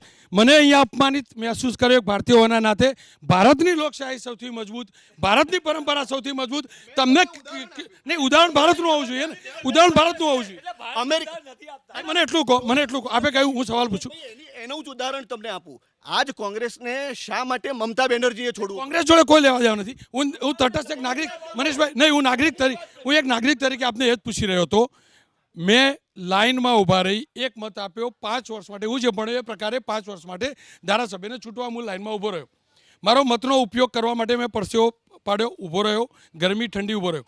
મારો ધારાસભ્ય એના પ્રદેશ અધ્યક્ષ જોડે ન બનતું હોય, એના સંગઠન જોડે ન બનતું હોય, 60 મહિના માટે મેં ચૂંટ્યો, માત્ર એ દ્રોહ એ જો 12 મહિનામાં રાજીનામું આપે તેને શું કહેવાય, મને સમજાવો. રોનકભાઈ, એ પત્રમાં તમે વાંચ્યું હોય ને તો આશાબેને એવું પણ લખ્યું છે કે મારા સ્થાનિક રહીશોના પ્રશ્નો કોંગ્રેસ પાસે થઈ અને હું જ્યારે ચિહ્ન લેતા ક્યાં વિચાર્યું નહીં? એનું પ્રતિનિધિત્વ નહોતું મળતું. જ્યારે જે પ્રજાના પ્રશ્નો માટે તમે એના પ્રતિનિધિ થયા છો અને એ પ્રજાના પ્રશ્નો તમે સારી રીતે એનો ઉકેલ નથી લાવી શકતા, તો તે પ્રજા પાસે જ જઈને તમે રાજીનામું આપીને એની પાસે ચુકાદો માગી રહ્યા છો. હા, તમને પ્રજાના નાગરિક તરીકે તમને દાખલા તરીકે એને માટેનો ગુસ્સો છે તો તમને એ રજૂ કરવાનો હક મળવાનો જ છે. ચોક્કસ. મને આપનો જવાબ લઈશ. મને એક વાત ચોક્કસથી આમાં નજર આવી, આશાબેન કમળ પકડવાના. નહીં, એટલે હું ડૉક્ટર જો આશાબેનના આ બળવાને યોગ્ય ઠરાવતા હોય તો મારો સવાલ એ છે કે તો શું શંકરસિંહ વાઘેલાએ જે બળવો કર્યો નારાજ થઈને એને તમે યોગ્ય માનો છો? એ વખતે 42 લોકો ગયેલા, 42 લોકો ગયેલા, રાજપા વખતે 42 લોકો ગયેલા. તમે ત્યારે ગદ્દાર કહેતા હતા. ખજુરિયા હું તમારો જવાબ આપી દઉં. એ જ દિગ્વિજયસિંહની મધ્યપ્રદેશની સરકાર જે 47 ધારાસભ્યોને ચાર્ટર્ડ પ્લેનમાં મધ્યપ્રદેશમાં ખજુરાહો લઈ ગઈ અને ગુજરાતની પ્રજાએ હવે મને સાંભળી લો જનકભાઈ, એ જ ગુજરાતની પ્રજાએ એ 46 રાજપાના ધારાસભ્યોમાંથી 4 કરી નાખ્યા. રોનકભાઈ, બિલકુલ. પણ એક સેકન્ડ માફ કરજો. નહીં, ચોક્કસ ગુજરાત બિલકુલ નહીં. યસ, ચોક્કસ. એ જ અત્યારે રાજ્યસભાની ચૂંટણી વખતે કાવા દાવા કરીને અહેમદભાઈ પટેલની ચૂંટણી વખતે ભારતીય જનતા પાર્ટીએ ખરીદ વેચાણ સંઘ, દીનદયાળ ઉપાધ્યાય ખરીદ વેચાણ સંઘ ખુલ્લો મૂક્યો હતો. એ 14માંથી 3 જણા ચૂંટીને આવ્યા અને હજી સુધી એમનું ગોઠવાતું. હર્ષભાઈ, સર્વપ્રથમ તો મારે મનીષભાઈની ઘણી વસ્તુઓના જવાબ આપવા, સાથે સાથે એ લોકો હજી બી ગુજરાત કોંગ્રેસ અહેમદભાઈ પટેલ ગાંધી પરિવારમાંથી બહાર જ નથી આવવા માંગતા. એ શું કેશુભાઈની વાત કરશે, એ શું અમારા નેતાઓની વાત કરે? એમને પૂછો વીપી સિંહ, એમને પૂછો નરસિંહ રાવજી જ્યારે આ દુનિયા છોડીને ગયા, કોંગ્રેસના એક બી કાર્યકર્તા પાસે ટાઈમ નહોતો એમને જોવાનો. આ ગાંધી પરિવારના મારે કંઈ શબ્દો નથી, નહીં કઈ રીતના સ્મારક? તમે માત્ર ને માત્ર ગાંધી પરિવારના સ્મારક સિવાય કંઈ જોયું નથી. માત્ર ને માત્ર ગાંધી પરિવાર આખો દુનિયા જાણે છે. તમે ગાંધી પરિવારમાંથી બહાર જ નથી આવી શક્યા. તમારી પાસે માત્ર ને માત્ર વાત શું છે? તમે માત્ર ને માત્ર આ વાતો કરવામાં તમે બહાર જ નથી આવતા. તમે ગુજરાતના આશાબેનને બદનામ કઈ રીતે કરવા, કોંગ્રેસની ભૂલ કઈ રીતે છુપાય, બરાબર છે? કોંગ્રેસની ભૂલ કઈ રીતે છુપાય, કોંગ્રેસનું દિશાવિહીન નેતૃત્વ કઈ રીતે છુપાય, રાહુલ ગાંધીનું દિશાવિહીન નેતૃત્વ, એમના અહીંના બેવ નેતૃત્વ જે છે, બેવ નેતૃત્વ ફેલ થઈ ગયા છે, એને કઈ રીતે બચાવવામાં આવે, પબ્લિકની અંદર કોંગ્રેસની ઇમેજ કઈ રીતે બચાવવામાં આવે, એના માટે આ બેન જેને પોતાના વિસ્તારની વાતો કરી, જેને કોંગ્રેસનું અંદરનું નેતૃત્વ કેટલું ખોખલું થઈ ગયું છે એ પ્રજાની વચ્ચે મૂક્યું, એટલા માટે આ બેનને બદનામ કરે છે. બેનના જૂનાભાઈ જોડે વાત કરી લો, કારણ કે બેનના એ વખતે કોંગ્રેસમાં હતા ભાઈ મનીષભાઈ હતા. આજે પણ હું આશાબેન અને કોઈ પણ ગુજરાતની બેન હોય, બેન દીકરી મહિલા તમામનું સન્માન કરું છું. મારે એટલું જ એમને પૂછવું છે. એક મિનિટ હું વચ્ચે નથી બોલ. કોઈ વાત નહીં. ભારતીય જનતા પાર્ટીના ભ્રષ્ટ નેતાઓ તમારે જવાબ દેવાનો છે ગુજરાતને. શરમ આવવી જોઈએ. તમારા કોંગ્રેસ પ્રદેશ અધ્યક્ષનું આજનું સ્ટેટમેન્ટ વાંચવા જેવું છે. શરમ આવવી જોઈએ તમને લોકોને. ચલો આ ચર્ચાને આગળ વધારું. મનીષભાઈ ચર્ચાને હર્ષભાઈ મનીષભાઈ આપ હર્ષ આપની જોડે જાણવા માંગીશ આ પ્રકારની પ્રવૃત્તિને વેગ આપનાર પાર્ટી કોણ? હું માનું છું કે જે ભાજપ જે ચૂંટણી જીતવા માટે ચૂંટણી વખતે જે રીતે આ રીતે ધારાસભ્યો જે પોતાનું માઇનસ ત્યાં પ્લસ કરવા માટે જે ખરીદારી કરે છે, આ પદ્ધતિ પોલિટિક્સમાં આ બહુ સારી પરિસ્થિતિ નથી. ભાજપે આ સ્થિતિ છોડી પોતાની લીટી પોતાની શક્તિ પર મોટી કરવી જોઈએ. ઉછીના લીધેલા સભ્યોથી પોતાની તાકાત વધારીને ચૂંટણી જીતી શકાય છે, પણ એના પરિણામ સારા નથી આવવાના. એ ભ્રષ્ટાચાર અને અનૈતિકતાને એ વેગ આપે છે, એને ભાજપે રોકવું જોઈએ. આપ શું માનો છો? બિલકુલ. આમે એક અમેરિકાનો દાખલો આપવામાં, હું કહું છું અમેરિકાનો દાખલો આપણે લેવા જેવો છે. પ્રાઇમરી આપણે ત્યાં કેમ નથી થઈ? તમારા પક્ષમાં ઉમેદવાર નક્કી કરવાથી માંડીને તમારા હોદ્દેદારો નક્કી કરવા માટે તમારે અમેરિકન પદ્ધતિ જો ગમતી હોય તો પ્રાઇમરી કરો. ભારતમાં થવી જોઈએ પ્રાઇમરી. ભારતના બધા જ રાજકીય પક્ષોમાં આંતરિક લોકશાહી નથી. એ પણ એ બહુ જે ઘણા બધા ચૂંટણી સુધારામાં એક સુધારો એ છે રાજકીય પક્ષો પોતાને ત્યાંથી શરૂ કરે. એક બીજું લોજિક જે જસદણથી શરૂ થયું છે એ પણ મને લાગે છે બહુ પ્રજાનું અહિત કરનારું છે. અમારો પ્રતિનિધિ ત્યાં હશે ભાજપ એટલે શાસક પક્ષનો, ભાજપનો શબ્દ આપણે ન લઈએ, શાસક પક્ષનો પ્રતિનિધિ તમારા વિસ્તારમાં હશે તો જ તમારા વિસ્તારનો વિકાસ થશે. એ જ લોજિક આજે આશાબેન માટે પણ લગાવી રહ્યું છે. આ બહુ અહિત કરનારું છે. એકવાર એક સરકાર બની જાય એ પછી સમગ્ર રાજ્યની છે એ વિપક્ષનો ધારાસભ્ય હોય એ વિસ્તારનો વિકાસ નહીં થાય એ પ્રકારની વાત પણ કરે, અણસાર પણ આપે, એ પણ બહુ સમગ્ર રીતે લોકશાહીને અહિત કરનારું છે. એટલે આ બે લોજિક છે એ માટે પ્રજાએ બહુ ધ્યાન રાખવા જેવું. દિનેશભાઈ, જનતા પાર્ટીના બંને આગેવાનો કહી રહ્યા છે કે ભારતમાં લોકશાહી અને ભારતીય જનતા પાર્ટીમાં લોકશાહી. ભારતના ઇતિહાસમાં પહેલીવાર સુપ્રીમ કોર્ટના જજો બહાર બેસીને પ્રેસ કોન્ફરન્સ કરે છે. સીબીઆઈની જે વાત હોય છે ત્યારે પણ લોકશાહીની વાત આવે છે. અને સૌથી મોટી વાત છે કે પરસોત્તમ સાબરિયા જે જેલમાં છે એણે કીધું કે મને અંદર આવીને કહેવામાં આવે છે કે ભારતીય જનતા પાર્ટીમાં આવતા રહ્યો કે તમારી પર આ કેસ થશે. એટલે દબાણ સિવાય ભારતીય જનતા પાર્ટી પાસે કોઈ સત્ર નથી. તમારા એક સાથી ગયા ભારતીય જનતા પક્ષમાં, વરુણભાઈ આપણી સાથે છે સુરતથી જોડાયેલ. વરુણભાઈ, દિનેશભાઈએ કહ્યું કે દબાણની અંદર જોડવાની પ્રવૃત્તિ ભારતીય જનતા પક્ષની, તમે કેવી રીતે જોડાયેલા? શું દબાણ હતું એ વખતે?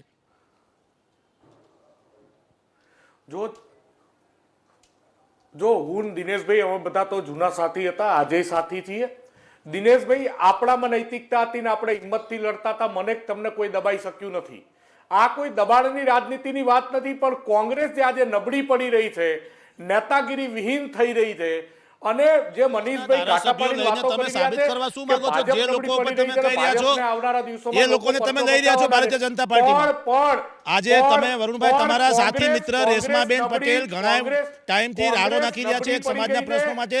નીતિન ગડકરીથી માંડીને તમામ લોકો, શત્રુઘ્ન સિન્હા, યશવંત સિન્હા જેવા પણ ભારતીય જનતા પાર્ટીમાં આજે ખુલ્લો વિરોધ કરી રહ્યા છે. ત્યાં સાંભળવાની તમારી પાસે તાકાત નથી અને ફક્ત ને ફક્ત કોંગ્રેસમાંથી આવેલા કે બીજા પક્ષોને આવેલા તમે આજે વાહવાહી કરી રહ્યા છો. ખોટી દિલ ઉપર પથ્થર મૂકી અને રાડો પાડવી પડે છે. વરુણભાઈ, બાકી ભારતીય જનતા પાર્ટી 2019 માં 26 સીટો જીતવાની છે. 2014 કરતા વધારે લીડથી જીતવાની છે. મનીષભાઈ યાદ રાખે. વરુણભાઈ, તમારા એક બીજા સાથી કિરીટભાઈ પણ આપણી સાથે જોડાયેલા છે. કિરીટભાઈ, તમારા જૂના સાથીનું કહેવું છે કે અમે દબાણ નથી કરતા, એમનેમ લોકો જોડાય છે. આપ શું માનો છો? આપના કેટલાક સાથીઓ વાત તો કરતા છે જોડાવાની. ખરેખર કોઈ દબાણ આવી રહ્યું કે નહીં? તમારી ઉપર કોઈ દબાણ આવ્યું કે નહીં? ચોક્કસ કોઈ ના કોઈ રીતે દબાવવાની, ધમકાવવાની, ખોટા પોલીસ કેસ કરવાની આ ધમકીઓ મળે છે અને ભારતીય જનતા પાર્ટી આ કર્યું છે. પણ એ દબાણમાં આવ્યા સિવાય ઘણા બધા જે સંનિષ્ઠ કાર્યકરો છે હજુ પણ કોંગ્રેસની અંદર કામ કરી રહ્યા છે. પણ જે પણ થોડા જે માનસિક રીતે મજબૂત ના હોય અથવા કોઈ લાલચમાં આવી અને ઘણા બધા અમારા પાસના કાર્યકરો પણ જતા રહ્યા છે. પણ હજુ જે પક્ષને દબાવવાની જે નીતિ છે એ હમણાં જ મારા મિત્રએ કહ્યું કે આ લોકશાહીનું ખૂન કરવાવાળી નીતિ છે. આવું ખરેખર ના થવું જોઈએ. અને બીજું એમને જ કહ્યું કે કોંગ્રેસનું નેતૃત્વ નથી. તો જો કોંગ્રેસનું નેતૃત્વ નહોતું અને તમારા બંને જે મહાનુભાવો આખા વિશ્વની અંદર તમે જેની તાળીઓ પાડીને વાહ વાહ કરો છો એવા નરેન્દ્રભાઈ મોદી અને અમિતભાઈ શાહ દિલ્હીની અંદર બેઠા હતા, કેન્દ્રની અંદર એમની સત્તા હતી, તો 4 રાજ્યોની અંદર તમે કેમ સત્તા ગુમાવી? કોંગ્રેસના સભા નેતૃત્વની અંદર અને માનનીય રાહુલ ગાંધીના નેતૃત્વની અંદર અત્યારે કોંગ્રેસ મજબૂત બની રહી છે અને એ ભાજપ એ જોઈને ડરી રહ્યું છે. એટલે ભાજપે આ ખરીદ વેચાણ સંઘ ચાલુ કર્યો છે. કિરીટભાઈ, વરુણભાઈને એ સવાલ એટલે નહીં પૂછ્યું કે એ તો માત્ર સ્વાગત કરવા માટે કમલમમાં બેસે છે, પણ તું હર્ષભાઈ આપણી સાથે છે, દિલ્હી આવતા જતા રહેતા હોય છે. હર્ષભાઈ, એક ધારાસભ્યનો અવાજ તમે સાંભળ્યો, તમારી જોડે વિધાનસભા ગૃહમાં બેસતા હશે. આવી દબાવવાની કેવી રાજનીતિ? શું કરવા આવું દબાવવાનું? સર્વપ્રથમ તો કિરીટભાઈને હું એકદમ નીડર લીડર માનતો હતો, પરંતુ આજે એમની વાત સાંભળીને મને દુઃખ થાય છે. કારણ કે પ્રજાએ અમને જ્યારે ચૂંટાયેલા છે ત્યારે એક મજબૂત નેતૃત્વ બનાવીને ગુજરાતની વિધાનસભા તક મોકલવાનું નક્કી કરીને અમને મોકલે છે. ત્યારે અમે નમાલા નેતાઓની જેમ વાત કરીએ કે અમને ધાક ધમકી મળે છે. ભાઈ, અમે 2.5 લાખ લોકોનું નેતૃત્વ કરતા લોકો જ હવે એવી ધાક ધમકીને આવી ખોટી બધી નાના બાળકો જેવી અગર વાત કરીએ તો હું માનું ત્યારે તક ગુજરાતની પ્રજા ખૂબ સમજદાર છે. ધાક ધમકી મળે છે, આ કરે છે, પેલું કરે છે. તમારા કાર્યો કેવા છે? આપણા કાર્ય એવા રાખવા જોઈએ કે ક્યારે બી કોઈ પ્રકાર વિધાનસભામાં તો મારો છે, પેલા દ્રશ્યો જોયા હતા હર્ષ? વિધાનસભાના દ્રશ્યો આખા તમે બી જોયા છે, પરંતુ ક્યાંક ને ક્યાંક નહીં ને કિરીટભાઈ, હું તમને એ જ કહેવા માંગુ. તમે આખી વાત સાંભળો મારી. હું તમને એક નીડર લીડર માનું છું કિરીટભાઈ. હું તમને એક મોટા ભાઈ તરીકે એક નીડર લીડર માનું છું. ત્યારે તમે મનીષભાઈ જેવી વાત કરો, આ બધું મનીષભાઈને શોભે. મનીષભાઈ દરરોજ આવી વાત કરતા હોય, આપણે થોડું આવું શોભે. તમે તો યાર એક નીડર લીડર તરીકે તમે એમ કહો મને ધાક ધમકી મળે. મનીષભાઈ આવી વાત કરે તો બરાબર કે ધાક ધમકી મળી. કારણ કે મનીષભાઈને કોઈ દિવસ ચૂંટણીમાં ટિકિટ નથી મળતી, મળે તો જીતતા નથી, એટલે એમને દરરોજ આ વાત કરવાની. તમારે આવી વાત ના કરવી જોઈએ. મને એવું લાગે છે તમે એક સાચા નેતાઓ તરીકે પહેલી 15 મિનિટ જે તમે સાચી વાત કરી, બેનની સાચી વાત મૂકી, હું માનું છું ક્યાંક ને ક્યાંક દબાણ તમારી પર બધા પર આવી શકે, પરંતુ દબાણની અંદર આપણે ફરી પાછું એની એ જ વાતો જૂની કેસેટો રટવી એમ હું યોગ્ય. મનીષભાઈ આપનો મત લઈશ, પરંતુ જે પ્રકારે ધારાસભ્યોની વાત નીકળી એ આપને જણાવી દઉં કે આપના નેતાઓ એટલે કે આપણા નેતાઓ, વરિષ્ઠ નેતાઓ ધારાસભ્યો માટે શું શબ્દો ઉપયોગ કરે છે, આવો સાંભળીએ. આપણે જીતુભાઈને પણ સાંભળીએ, શંકરસિંહ વાઘેલાને પણ સાંભળીએ. અમારે સૌરાષ્ટ્રમાં કહેવત છે, ગુજરાત રાજ્યને પહોંચાડજો એટલે કહું છું, આંબે આવ્યો કોર, હવે મળશું પોર. હજી તો ઉનાળા આવવાની શરૂઆત થઈ રહી છે, ત્યારે આંબામાં કોર આવતો હોય છે, પછી એમાં ખાકટી બેસે, પછી કેરી થાય અને પછી એ પાકીને ખાતા હોય છે. પણ હું માનું છું કે ઉનાળા આવતા પહેલા, કોર આવતા પહેલા કોંગ્રેસની કેરીઓ એ ખરો. મધ્યપ્રદેશ, રાજસ્થાન, છત્તીસગઢ એ ગયું, કર્ણાટકમાં ગયું. લોકોને તોડવા ફોડવાની માસ્ટરીમાં બીજેપી હવે રેડીમેડ કોંગ્રેસનો માલ લેવાની કોશિશ હમણાં કુંવરજીને લઈ ગયા. એમ એ કર્ણાટકમાં ખેલ કરે, કાલે રાજસ્થાનમાં ખેલ કરશે, કાલે મધ્યપ્રદેશમાં ખેલ કરે. પણ મેન્ડેટ ઇઝ મેન્ડેટ.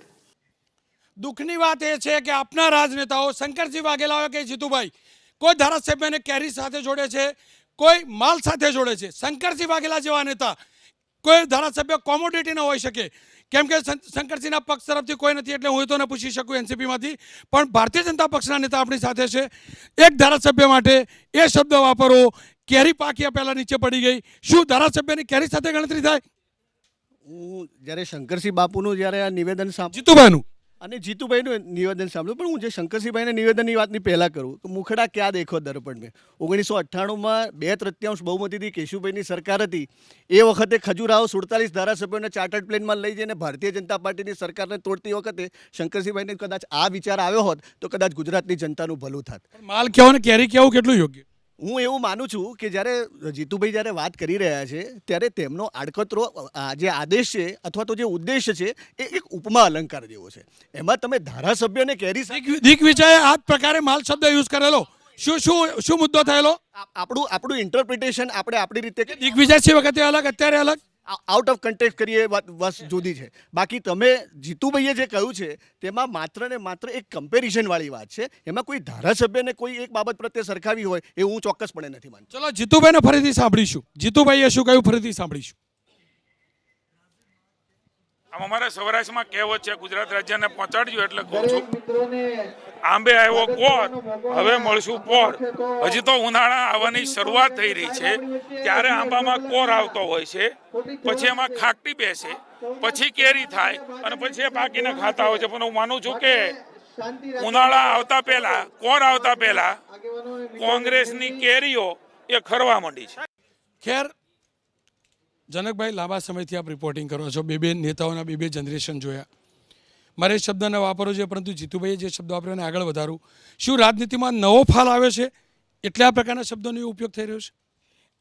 હવે જે આપણે અત્યારની રાજનીતિ અને રાજનેતાઓ છે એ આપણે જે આપણે 90-95 સુધીમાં જે એનાથી અલગ છે. હવે આખી પેઢી બદલાઈ ગઈ છે, પેઢી સાથે નિયતિ અને નીતિ બદલાઈ ગઈ છે.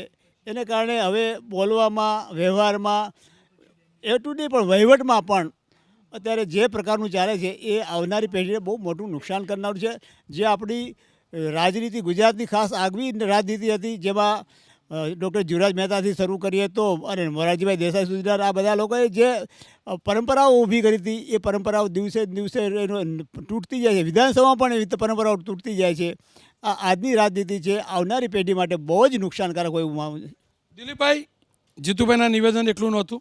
શંકરસિંહ વાઘેલા વરિષ્ઠ નેતા જૂની પેઢીના નેતા, તેમનું જે શબ્દ હતો પ્રયોગ કેટલો યોગ્ય હતો? હવે આમ તમે જુઓ ને તો નામરૂપ જુજવા અંતે તો હેમનું હેમ હોય. આયારામ ગયારામ શબ્દ એ પણ 30-40 દાયકા પહેલાંનો શબ્દ છે, એટલે એ આપણે ન ભૂલવું જોઈએ. કેટલીક પરંપરા ચાલ્યા કરતી હોય છે અને બગાડ છે ક્યાંક ને ક્યાંક રહેતો હોય છે. પણ આ બંનેને આપણે મોવડી ગણીએ, જીતુભાઈને અને શંકરસિંહને, તો મને એમ લાગે છે આવું જ્યારે વારે વારે થાય છે ને આપણે બધે પક્ષ પલટું કરીને ટીકા કરી પણ પ્રજા જીતાડે છે, તો લોકોને એવું સવાલ થાય છે કે આ બંધ કેમ થશે? મને એવું લાગે છે આ મોવડીઓ જ્યારે કંટાળશે ત્યારે બંધ થશે.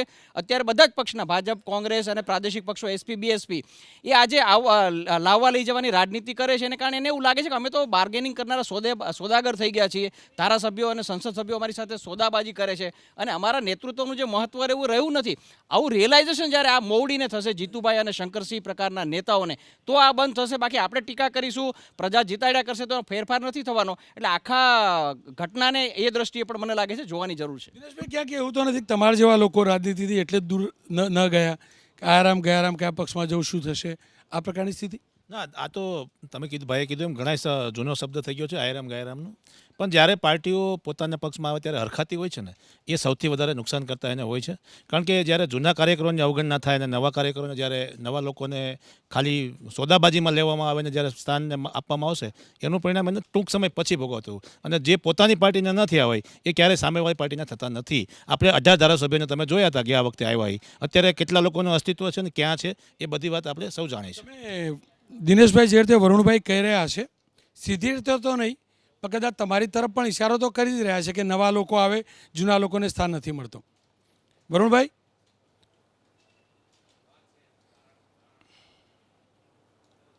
જો પહેલા તો દિનેશભાઈ અને કિરીટભાઈએ જે વાત કરી એની ઉપર હું કોમેન્ટ કરવા માંગુ છું. દિનેશભાઈ અને કિરીટભાઈ બે નીડર નેતૃત્વ હું માનતો હતો, પણ તેમ છતાંય જો એમને ધમકીઓ મળતી હોય ગુજરાતમાં અને કોઈ બીવડાવતું હોય તો હું ભલે ભારતીય જનતા પાર્ટીમાં ગયો, આજે એમનો ભય છું, એમના માટે લડવા તૈયાર છું. એમને જે ધમકીઓ આપતું હોય, જે ડરાવતું હોય, જે દબાણ કરતું હોય, એના નામ જાહેર કરે. અને કિરીટભાઈ તો પોતે વકીલ છે, આપણે બે સાથે મળીને કાયદેસરની કાર્યવાહી કરીશું. પણ તમે એ સ્વીકારો કે તમને કોઈ દબાવતું નથી, તમને કોઈ ડરાવતું નથી, પણ કોંગ્રેસની નેતાગીરીમાંથી કોંગ્રેસના ધારાસભ્યોને અને કાર્યકરોને વિશ્વાસ તૂટી ગયો છે. આ વાત સ્વીકારવાની જગ્યાએ તમે દબાણ અને ધમકીની ખોટી વાત કરો છો. જો આ વાત તથ્યવાળી હોય તો ચલો હું તમારી જોડે આવું ફરિયાદ કરવા માટે, અને કોણ છે ગુજરાતમાં દબાણ કરવા વાળું આપણે જોઈએ. જી કિરીટભાઈ. વરુણભાઈ, તમે પેલા કહેતા હતા કે હમણાં અમારી ઉપર ફરિયાદો થાય છે, અમને ધમકી આપે છે, પણ હવે તમને ભાજપ પ્રત્યે પ્રેમ આવ્યો કે ભાજપ અમને ધમકી આપતું નથી?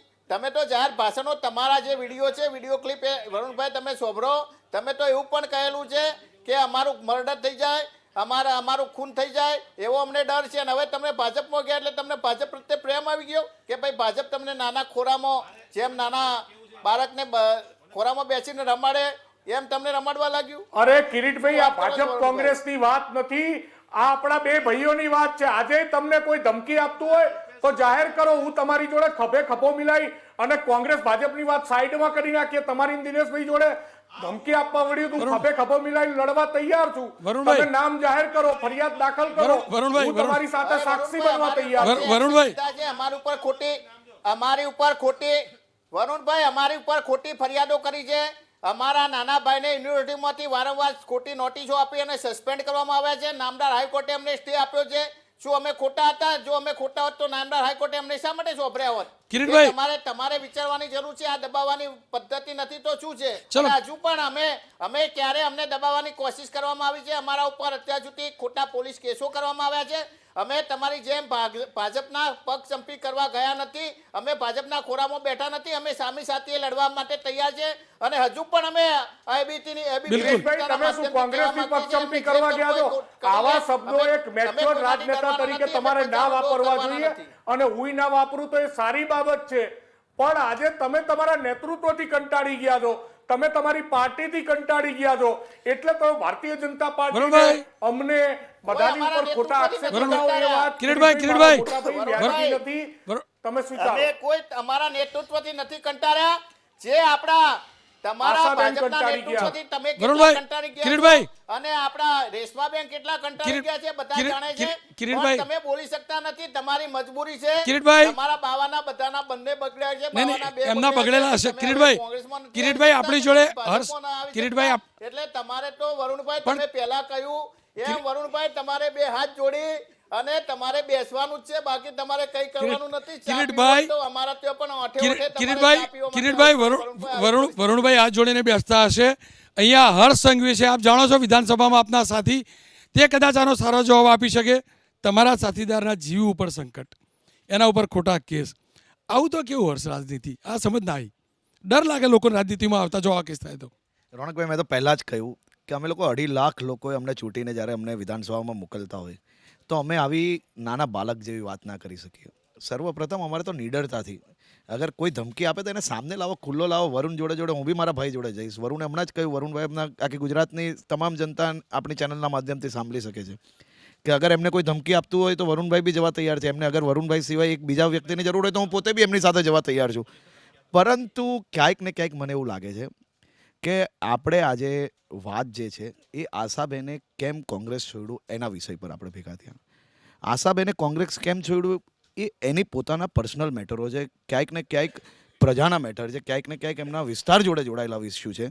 એને વરુણભાઈ હાથ જોડીને બેસે કે અમે લોકોના સ્વાગત માટે બેસીએ કે આ ધમકીની વાત, હું માનું છું ત્યારે તક આ બધી વાત ગોલ ગોલ ગોલ ગોલ ગોલ ફેરવવાની છે.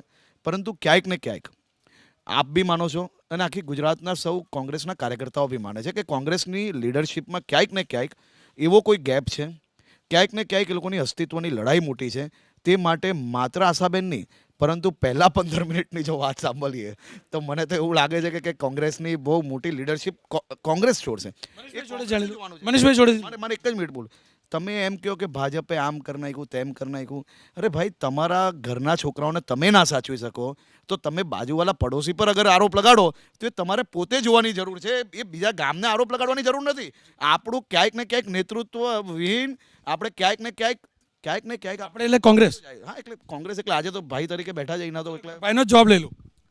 એમને જ એમના જ મુદ્દામાં કીધું કે આપણે આપણા છોકરાને ન સાચું કે શંકરસિંહજી, કેશુભાઈ, સંજય જોશી એમના નેતૃત્વએ શું કર્યું? એક મિનિટ તમે વચ્ચે ના બોલો. અર્ધે લઈ લી. શું લિમિટ રાખો યાર, શું કામ આટલા? તમે બોલી શકો. બીજી એમની મોટી વાત કીધી, ગુજરાતમાં કોઈને બીક નથી. ભાઈ હરેનભાઈ પંડ્યાનું શું થયું? બિચારા હમણાં જયંતિભાઈ ભાનુશાળીનું શું થયું? એક મિનિટ વચ્ચે નથી બોલ્યો, તમે બોલી શકશો. તમારી એવી સમજ આપ બોલી. જયંતિભાઈ ભાનુશાળીનું શું થયું? એમને કઈ રીતની સ્થિતિ થઈ? ગુજરાતની અંદરની રાજનીતિને જે રીતે ભારતીય જનતા પાર્ટી આખો ટર્ન આપી રહી છે લાંબા સમયથી, એ કોઈ પણ હિસાબે સત્તા બાકી 2002થી જ્યારથી ગુજરાતમાં ભારતીય જનતા પાર્ટીનો 2002થી લઈને 2017 સુધી તમામ ચૂંટણીમાં એના મતની ટકાવારી ઘટી છે અને બેઠકોની સંખ્યામાં પણ ઘટી ગઈ છે. અને આજે પણ હું કહું છું દાવા સાથે, ભારતીય જનતા પાર્ટી ગમે તેવા ભ્રષ્ટાચારના કરતૂતોને ગમે એ કરે પણ ગુજરાતની જનતાને ખબર પડી ગઈ છે કે ભારતીય જનતા પાર્ટી સુકામાં સત્તા પ્રેમી થઈ છે. લાલસામાં પાર્ટી વિથ ડિફરન્સનું સ્લોગન આપનારી પાર્ટી આજે કઈ રીતે નીતિમત્તા નેવે મૂકીને કહી છે, કઈ રીતે એમને વિઠ્ઠલભાઈ રાદડિયાને લીધા રાજકોટ ડિસ્ટ્રિક્ટ બેંક, જસાભાઈ બારડને કઈ રીતે તો કઈ બેંક હતી, નરહરીભાઈને લીધા કઈ રીતે, તેજસ્વીબેનને કઈ રીતે, રામસિંહને કેવી રીતે લીધા, અમૂલ ડેરીનો શું ભ્રષ્ટાચાર હતો. જેવા એમની પાર્ટીમાં આવે તો ગંગાજળ 2 ટીપા પીવે અને ફટકતા બધા થઈ જાય પાવન. બધા પાપ પુણ્ય. મને એમ થાય કે 400 સભ્યોનું જમ્બો જેટલું સંગઠન બનાવવું પડે. 22 પ્રેસિડેન્ટો, 44 જનરલ સેક્રેટરી. હવે ના બોલો મનીષભાઈ વચ્ચે. સમયનો અભાવ છે મનીષભાઈ, સમયનો અભાવ છે મનીષભાઈ, સમયનો અભાવ. કોંગ્રેસમાં જ્યારે ડર ને ધાકધમકીની વાત કરે છે ત્યારે રાવ વલ્લીવલાની યાદ કરો, સિટિંગ આરોગ્ય મંત્રી વલ્લભ પટેલની હત્યાને યાદ કરો. સબીલ, ચલો રોકીશ. સમયનો અભાવ છે, સમયનો અભાવ છે, સમયનો અભાવ છે. મનીષભાઈ સમયનો અભાવ છે. છેલ્લે જતા પહેલા સમયનો અભાવ છે. ગ્રાફિક જોઈ લઈશું. મનીષભાઈ સમયનો અભાવ છે. આપણે ગુજરાત વિધાનસભાની વાત કરીએ. મનીષભાઈ 182 ધારાસભ્યોની આ વિધાનસભા ખંડિત થઈ. જવાબદાર કોણ ટૂંકમાં? હજુ આ 182 આ સંખ્યા આપણે એવી છે કે 182 ક્યારે રહેતી પણ નથી. દરેક વખતે 182 જેવી સુવિધા થાય એટલે એકાદ સભ્યનું રાજીનામું અથવા મૃત્યુ કે કંઈ પણ 181 પહોંચી જ જાય છે. પણ હમણાં દિનેશભાઈ જે વાત કરીને એ મને બહુ ગમી કે જ્યારે કોઈ જોડાય છે ત્યારે ભાજપ બહુ ઉમળકાભેર સ્વાગત કરે છે. હવે મને જ્યારે છબીલ પટેલ જોડાયા ને એ સ્થિતિ મને એ પ્રસંગ યાદ આવે છે કે કેટલો ઉમળકો કેટલો ઉત્સાહ હતો અને હવે અત્યારે શું સ્થિતિ છે એટલે તમારે પાર્ટીમાંથી કાઢી મૂકવા પડ્યા. આ જ્યારે કોઈને તમે પાર્ટીમાં લ્યો છો, ઉછીના સભ્ય લ્યો છો, ખરીદો છો, ત્યારે તમારે વિચારવું જોઈએ કે એની શું સ્થિતિ થવાની છે. દિલીપભાઈ, વારંવાર ખંડિત થયા વિધાનસભા, જવાબદાર કોણ? જવાબદાર દ્રોહ કરનારા પ્રજાના પ્રતિનિધિઓ પોતાના અંગત સ્વાર્થ માટે છોડે તો ન કરાય. હવે આપણે આ બહુ સારી વાતો કરી પણ પ્રજા નથી માનતી ઘણીવાર, કારણ કે પ્રજા બહુ પ્રેક્ટિકલ હોય છે એટલે સત્તા પક્ષમાં જોડાઈ જાય તો જીતાડે છે. છતાં પણ આપણી વાત ન માનવા છતાં પ્રજાને એકવાર ફરીથી કહીશું કે કમસે કમ પક્ષ પલટુને ન જીતાડો. છોડતા પહેલાં તમને પૂછે, તમારી વચ્ચે આવે અને તમારો હા હોય અને છોડે તો જુદી વસ્તુ છે. તમે એને પૂછ્યા વિના ન છોડો. કોઈ પણ પક્ષનો પક્ષ પલટું હોય, પ્રજા એને હરાવશે તો પ્રજાનું ભલું થશે. સમયનો અભાવ છે એટલે ચર્ચા અહીંયા જ અટકાવીશ, પરંતુ ગ્રાફિક્સ જે આપણે જોતા હતા 181નું સંખ્યાબળ થયું છે. આસાર જે મળી રહ્યા છે 181થી પણ ઘણું નીચે આવશે તે નિશ્ચિત છે. કોંગ્રેસમાંથી ધારાસભ્યો આજે નહીં તો કાલે તૂટશે નિશ્ચિત છે. જો કે કોંગ્રેસ તરફથી પણ કહેવામાં આવ્યું છે કે ભારતીય જનતા પક્ષના ધારાસભ્યો તેઓના સંપર્કમાં છે. ત્યારે સૌથી મોટો સવાલ એ છે, આજની ચર્ચાનો અર્થ પણ એ હતો કે શું આ નારાજગી છે કે પછી જનતા સાથેનો દ્રોહ. ખેર, અમે ઈચ્છીએ આ પ્રકારના સમાચાર ફરીથી ના આપવા પડે, ફરીથી કોઈ દ્રોહ ન કરે, જનતાની સાથે કોઈ દ્રોહ ન કરે. ચોક્કસથી પક્ષ સાથેની નારાજગી હોઈ શકે, પક્ષ સાથેની નારાજગી પક્ષના પ્લેટફોર્મ પર હોય. આશાબેને આજે કેમ રાજીનામું આપ્યું એ આશાબેનનો મત હોઈ શકે. અમારો પ્રયાસ હતો જનતાના અવાજ બનવાનો, જનતાની વાતને આશા રાખવાનો. મનીષભાઈ આશા રાખી રહ્યા છે કે 181 વાળું ઓછું ન થાય. ક્યારે ફરી એકવાર મળીશું નવા એક મુદ્દા સાથે. દર્શકોને જણાવી દઉં, કાલે ફરી એકવાર હું લઈને આવીશ હોટ ટોપિક વિથ રોનક. આ જ સમયે 8 વાગે અલગ અંદાજમાં, નવા અંદાજમાં. ત્યાં સુધી આપ જોતા રહેશો એબીપી અસ્મિતા, ગુજરાતની અસ્મિતા.